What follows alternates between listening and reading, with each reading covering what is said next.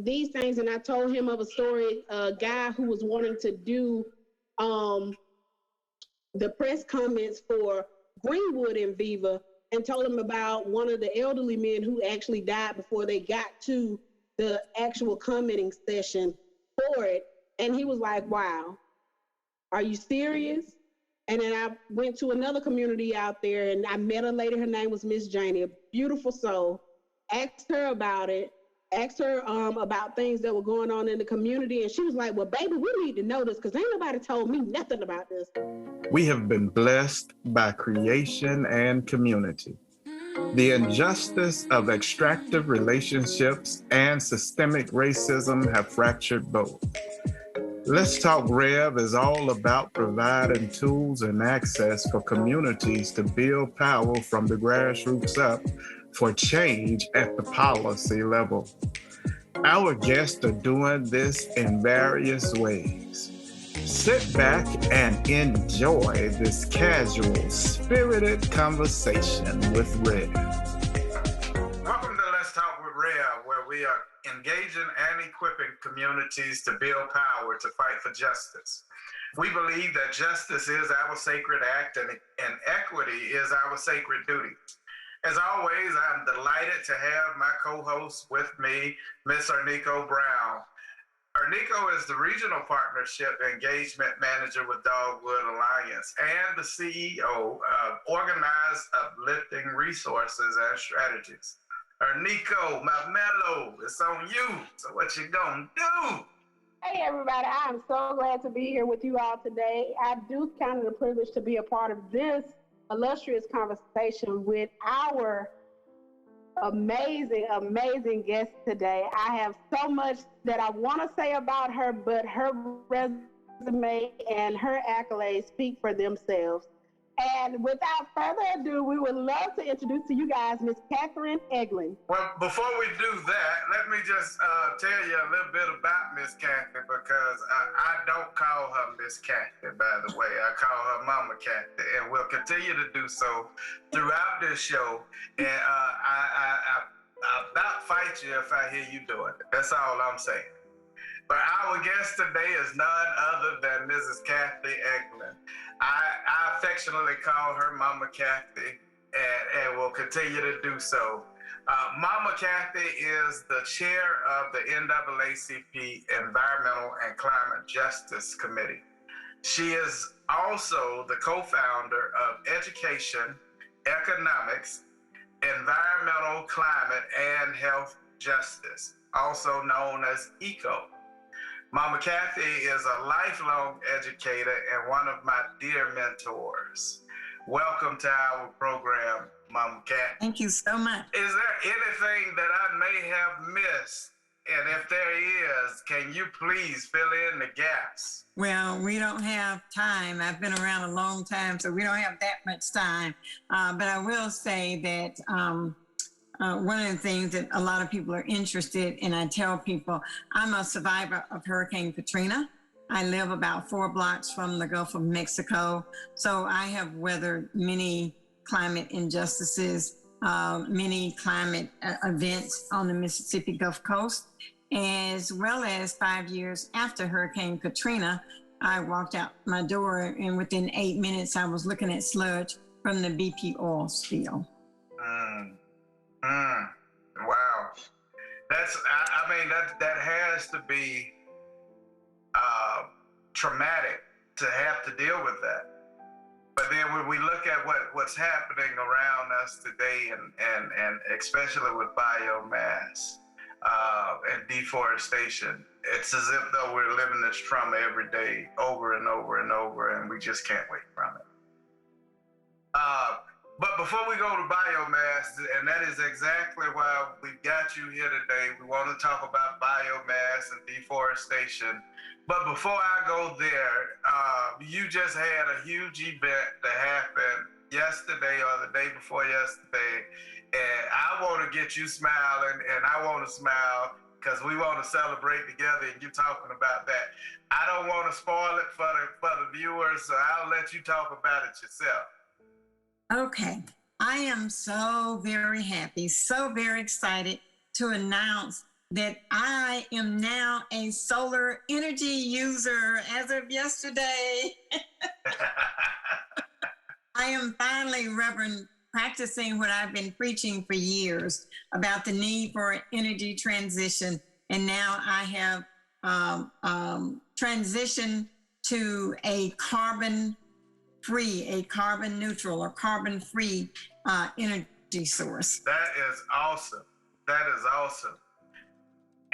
And that is the total opposite of what's happening in the Southeast for other people's alternative energy in a whole different country that doesn't have anything to do with ours. And so what we want to talk about today is biomass and really talk about, we work as partners closely together around this issue between EECHO and Dogwood and People's Justice Council, as well as others throughout the South, are working against this biomass issue. How are you seeing it in your community? Well, first of all, I live about 65 miles from Lucedale, Mississippi, which is where the world's largest wood pellets manufacturing plant is being built. There are a couple of things when I first heard about biomass, or actually even in our NAACP reports, we know that biomass, people of color are disproportionately impacted by biomass, the use of biomass. So from our reports dating back 10 years ago, I was familiar with it, but it's only been in recent years that I was aware of how these plants operate and what they're doing in the states that they come to, like Mississippi. The industry looks for people or places that are economically desperate, that have relaxed or lax environmental regulations. A lot of states, get offended by that, but that's what they do. And that's a dangerous combination to have, especially for people of color, to live in states with lax regulations that are economically challenged. You have flooding, and I was going to mention recently MDEQ. Now, we actually back in 2019 questioned them about a plant in Gloucester, Mississippi. Gloucester is in Amite County, which Gloucester has a little over 1,000 people, a very small town. 85% of the population is African American, with a 56% poverty rate. So these are types and the places that are targeted by these industries. And, they had been polluting since these industries come in. On their applications, they lie, and they say that they are going to be a minor source emissions. I know, they know, the regulators know that there is no way that this is going to be a minor source emissions. To me, there should be a law against this. It's criminal. I don't see any difference in this and what was done in Flint.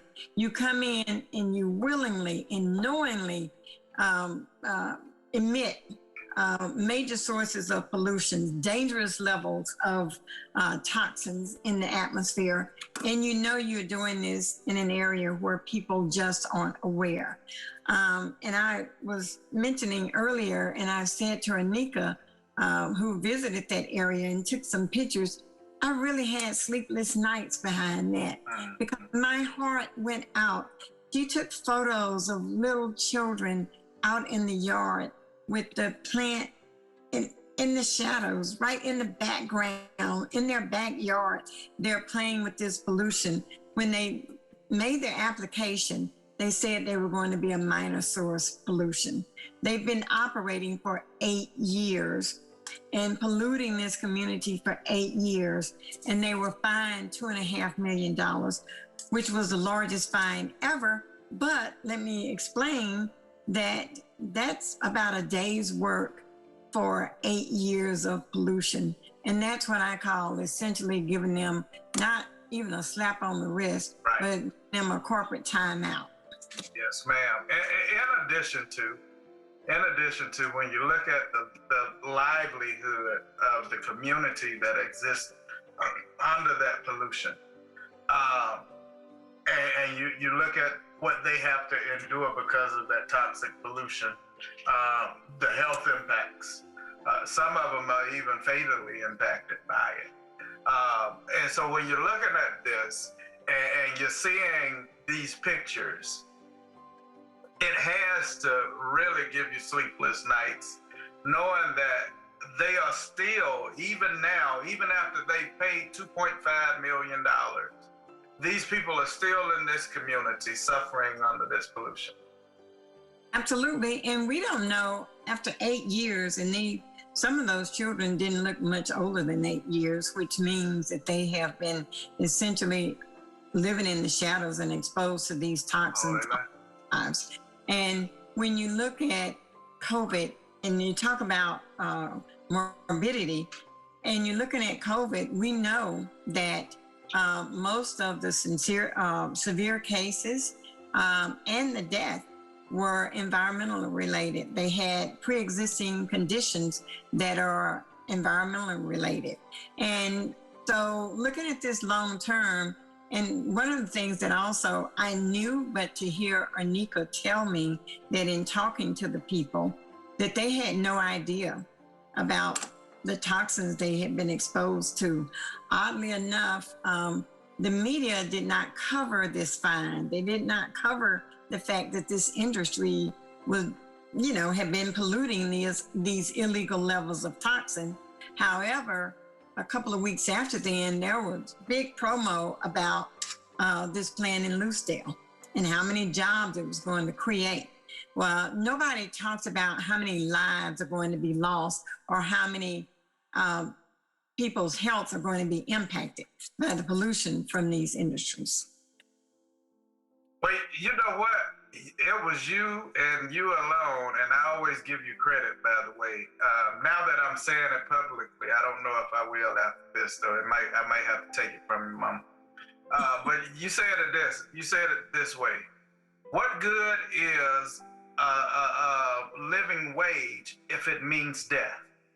That's correct. And what good is it to have a bunch of jobs if nobody's there to work because they're dying? But even more than that, what's even more egregious is when they come in and they say jobs, jobs, jobs, and you say, yes, you can come in. They let them into these communities, and none of the people that live in those communities get the well-paying jobs. They get a very few of them, a fraction of them, get the jobs that sweeping the floor or working in the plant. But none of them are getting the higher paying jobs. None of them are getting the jobs that really would lift them up. Yeah, lift them up out of their poverty. And so it's a lie. It's Absolutely. just a lie. Absolutely. They leave a trail of lies and deception everywhere they've been. And Nico, you have firsthand experience with it because it's happened in your community, and it's happened to people that you know in community. Feel free to jump in and speak on it because I know I have to sit back when you start talking about it. Listen, I told you I was on the other end of it when it started as a career coach for unemployment. So it was the fact of getting jobs to individuals. But being on the outside looking in, and to your point, Miss Kathy, going out to Gloucester, and it's just what you said. You pull up, and these kids, I was getting ready to take a picture because I was like, this has to be the place. But as I was getting ready to take this picture, two little kids came out, and there's a sign that says, "Slow, children are playing." These two kids, one on one side and one on the other, they playing freeze tag out there. And so you're playing freeze tag out here with this stuff in the background. And me, myself, I had to leave because the air is so thick is so toxic. Like my eyes began to burn, and it was like a feeling of heavy breathing just to be in that space. And as I was leaving, I talked to two men, and I was asking one man if he lived there and if he knew about the plants and stuff. He said that he knew of the plant because it's right there. He was like, well, evidently you can see it. I was like, well, do you know what they do? He began to talk, and I was like, well, do you have kids? And he was like, yeah. I was like, do any of your kids have asthma or anything? And he was like, no. Another guy walked up, and I was asking him the same thing. And he was like, yeah, well, my son, he didn't have it, but he developed it over time. And I was like, do you know that this is because of this plant that is right here? I said, I come from South Carolina. I'm in a community like this, but it's nothing to the detriment that you're dealing with. I said, mine is 5 minutes down the road. Yours is 10 seconds across this fit. I was like, these things, and I told him of a story, a guy who was wanting to do the press comments for Greenwood in Viva, and told him about one of the elderly men who actually died before they got to the actual commenting session for it. And he was like, wow, are you serious?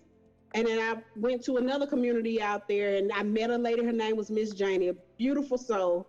Asked her about it, asked her about things that were going on in the community. And she was like, well, baby, we need to know this because ain't nobody told me nothing about this. Mm-hmm. And she was like, and I went with fact sheets. And when I went with those fact sheets, she was like, well, give me 20, 30 of them, baby, and I'm gonna put these on those. We got to talk about this thing. And people walk around so unaware of the things that are happening right there in their faces. The same thing that's going on. And it's, again, the game of the haves and the have-nots. And these people, I even met a guy that was there. He actually worked in the plant, but he worked as a temp employee. He was in the same community that was right there behind his house. So he lived in that trailer park. And he was like, oh, I heard about the $2.5 million, but I didn't think it was true. Wow. And he was like, well, how are they doing this? He was like, well, how can they do this to us when we live right here? And he was like, well, do we get any of the $2.5 million? I was like, well, I think that it goes to the state. I don't think that anything that you get. And he was like, but we're the ones that are affected. And I was like, exactly. You are affected, and this is your community. I talked to him. I talked to the father that was out there. I talked to the other guy. I talked to a lady that worked at the school. And all of these people lived in this community right here where this plant is. These were folks from this community who did not know. And Miss Elaine was the school person. And when I spoke with Miss Elaine was like, well, baby, ain't nothing we can do about it because I got to have a job to pay my bills. She was like, we want to do something, but there ain't no hope. Yeah, absolutely. Well, you know, when we've gone to the comments, Mama Kathy can attest, because the very first one I went to with her, when we've gone to public comments, the community is rallying around because they've already went in with disinformation. They've already went in with the side payoffs. They've already gone in with the empty promises and the broken lies. And so by the time we get in to say, hey, this is not good for you, it hadn't worked out for anybody else, they've already painted this picture that it's hard to overcome. And so the very first public comment event that I went to, they basically told us we need to leave because we don't belong there. And we're not from there, so we ain't got nothing to say. One guy even said, and I'll never forget this, they said we might get cancer behind this. Well, you got to die of something. And I said, whoa. Yeah, that's that economic desperation. That's it.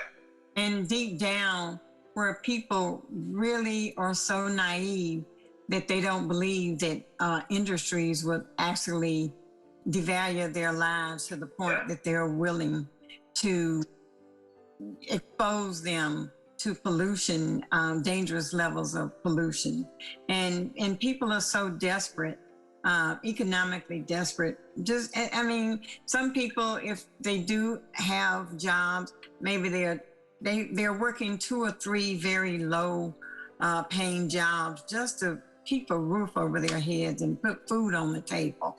And so I don't begrudge them. It's the industry and the people who should know better, the leaders who actually are just using the people. They don't care about them. They don't care enough about them to protect them.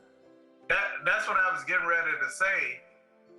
It's so sad that, and what really made me say, whoa, was it's so sad that poverty, that some people are so entrenched in poverty that they would risk their entire lives for just a little bit of hope.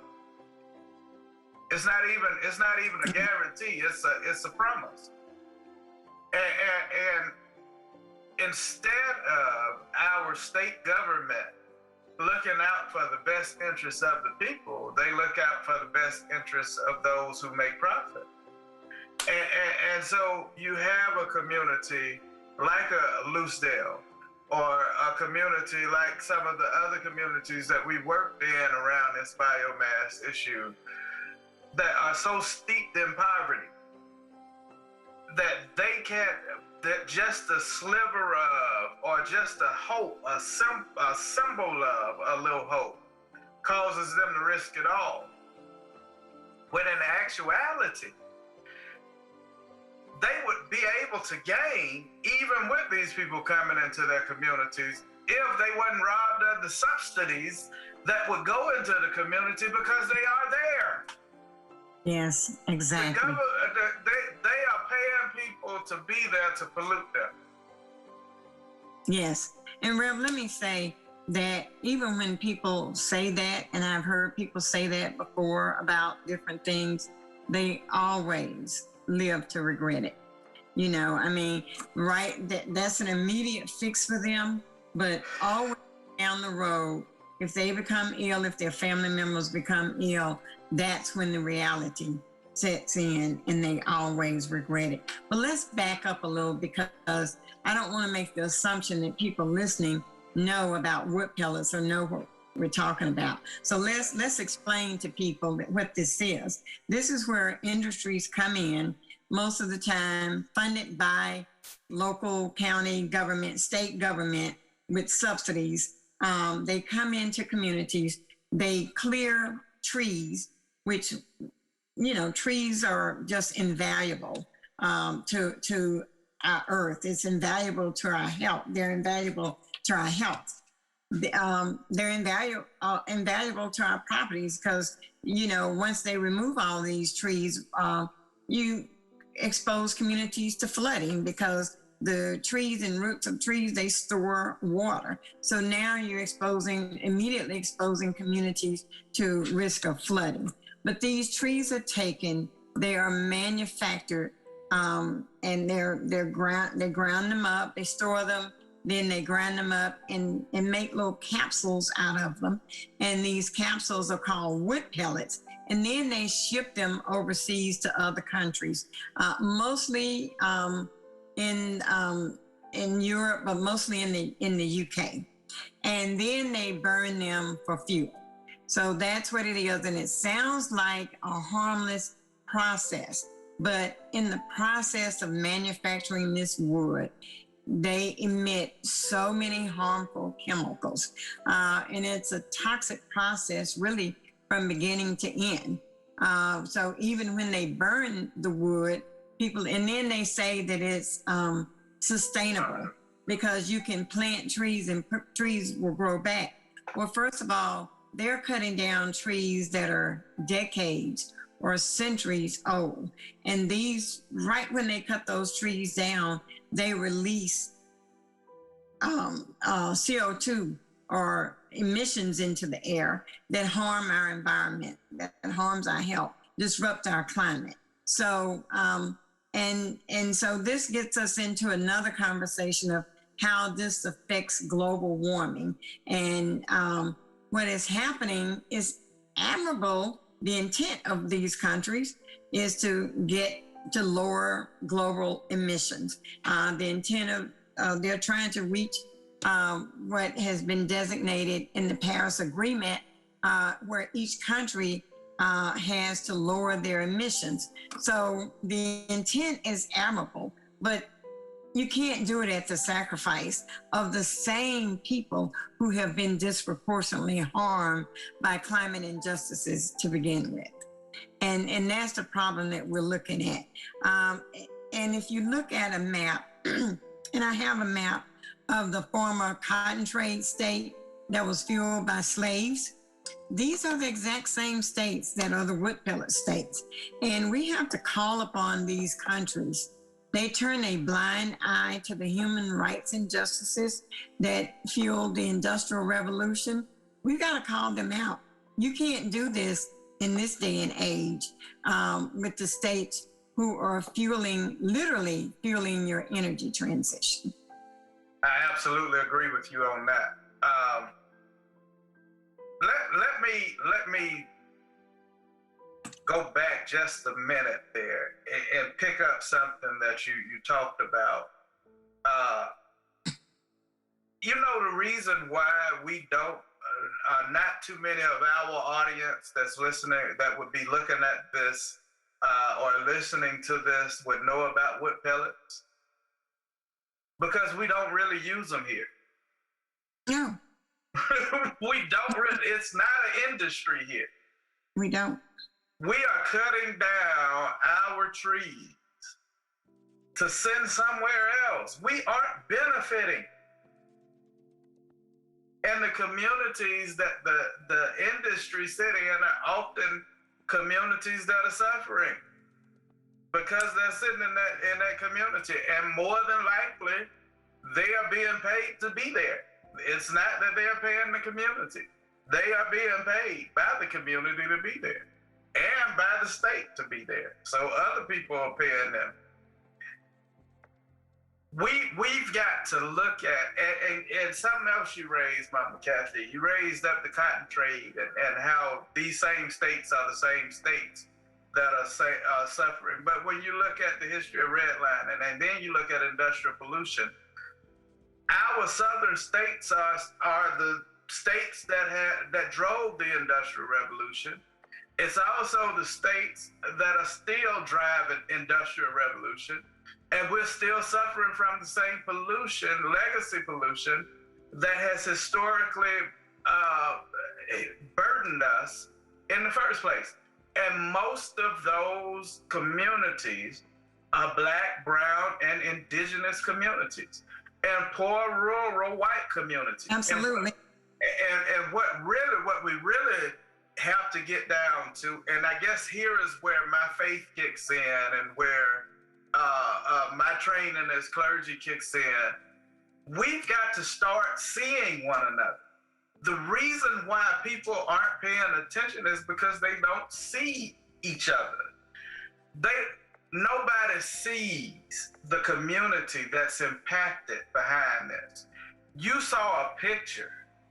People see it in real life and drive right by it and go to their houses.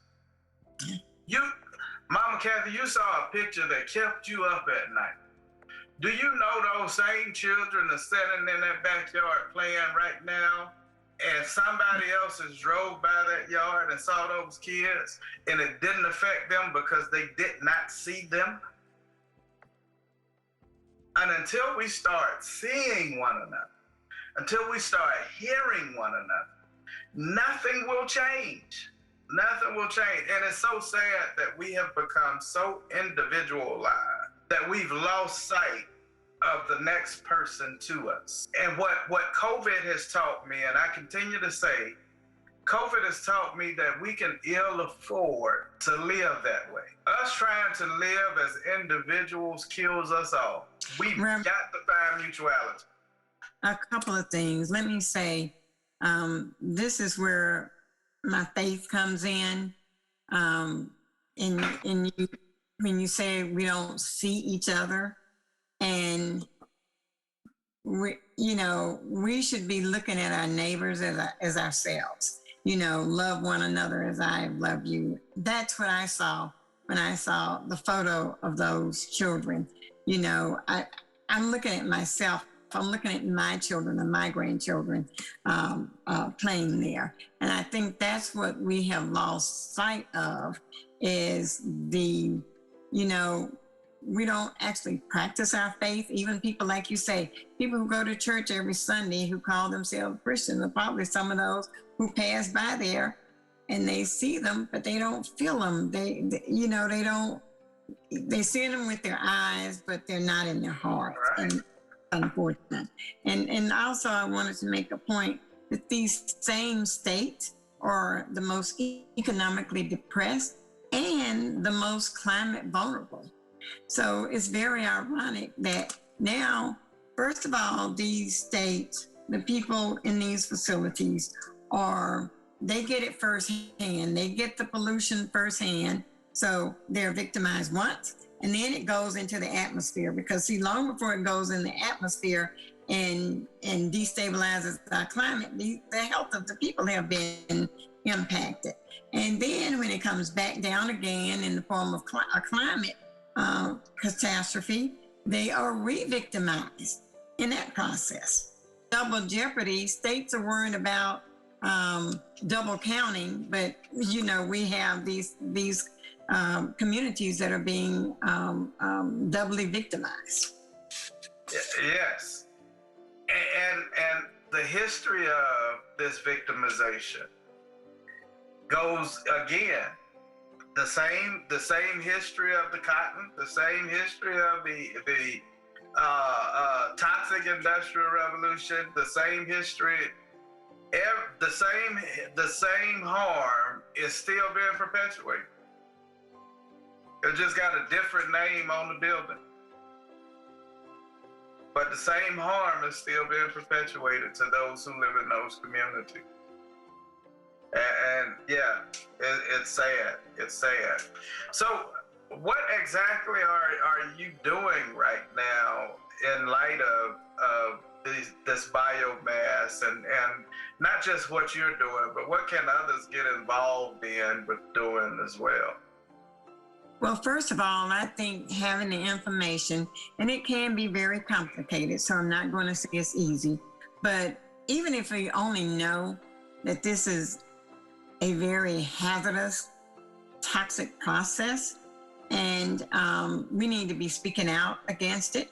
We need to, I've heard some people, because I finally asked, why aren't we discussing this? Why aren't we more active? Why don't we have more activism around this? And I was told that people really didn't understand. I've been told that it's complicated.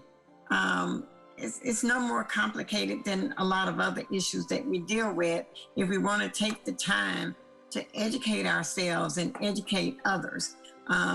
What I'm doing and what I'm hoping that we all can do is look at this and make the local to global connection, because you made the point there, we're not burning this in our country. We're doing this, we're destroying our forests to be used in other countries. We're allowing people to tell us, oh, well, the trees grow back. Do you know how long it takes for trees to go back? The trees are not going to grow back at as fast of a pace to recapture that carbon that's been put in the atmosphere. That's just not going to happen. It will take a lifetime for these trees to go back. So I think that we have to look at, well, first of all, under the Trump administration, biomass was classified as a renewable energy source. Now, my solar that was installed on yesterday is carbon neutral. It is not going to harm in any way. It's not going to harm the atmosphere using solar energy.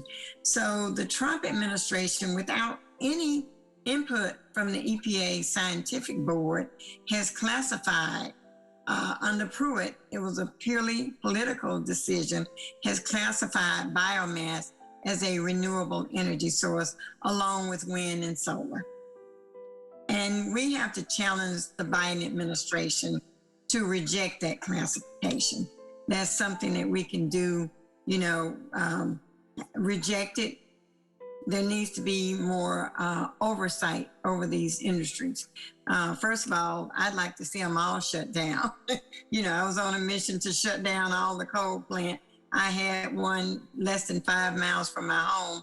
When I found out it was a failing coal plant, we actually went to action, educated everybody, and joined coalition. And so that plant no longer burns coal. Nice. So something that we can do. Well, Mama, that's because you bad to the bone. I want to tell you, and I want to tell the public, thank you. Thank you for how you taken me and poured into my life in these years that I've known you. And I look at it now, and it seems like it was just yesterday that I met you, but it's been about 5 years now. And it's crazy. Yes. And yeah, I'm still pretty raw, but I was even raw then. And you pulled me to the side and you took me in and just, you and Cousin Jackie and Dr. Hollis and Reverend Woodbury and, all of you all just love me and help me to get there. I'm still not there yet. I'm still learning, but you all are teaching me, and I appreciate that. But you're such an inspiration to all of us as well. Jackie and Adrian surprised me yesterday and showed up at my solar installation.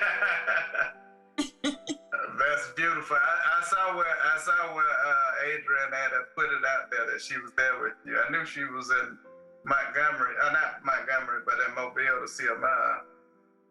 That's awesome. Now, they surprised showed up, and I was like, whoa. What do you expect with y'all? I wouldn't expect anything else with y'all. That's nothing to me to hear that they showed up for you. Again, you all have taught me so much. And I do thank you for your time today and having this conversation. And I hope that we can continue to have this conversation. I want to lift something that you said that I believe is a challenge for our communities. Our getting involved, our starting to discuss these things, starting to talk about things that harm us. I know growing up in the South, I grew up in Atlanta, Georgia. I'm a Grady baby, and up until 3 years ago, I was in Atlanta. And I know growing up, there was trauma, and there was assault, and there was harm that we experienced as Black community. We didn't tell anybody about. And we didn't tell anybody about because, one, who's gonna believe us? Who's gonna hear us? Who's gonna see us? But secondly, we didn't tell anybody about it because we wore the shame. We wore the shame for being in the conditions that we're in. And the thing that I want to raise more than anything with these talks is to let people know that you aren't responsible for the condition that you're in. But there is something or someone that's responsible for the condition you're in. And you need to focus on who's really responsible for it. You didn't permit anything to come into your community, but somebody did. And you need to focus on who permitted that. And you need to get involved. I tell people, don't just get involved in the general election. That's one thing. But your local election is where you live. That's what you need to be involved in.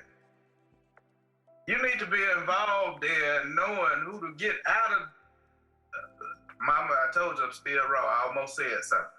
You need to know who to get up out of that seat. If they're not making the decisions that protect you and protect your community.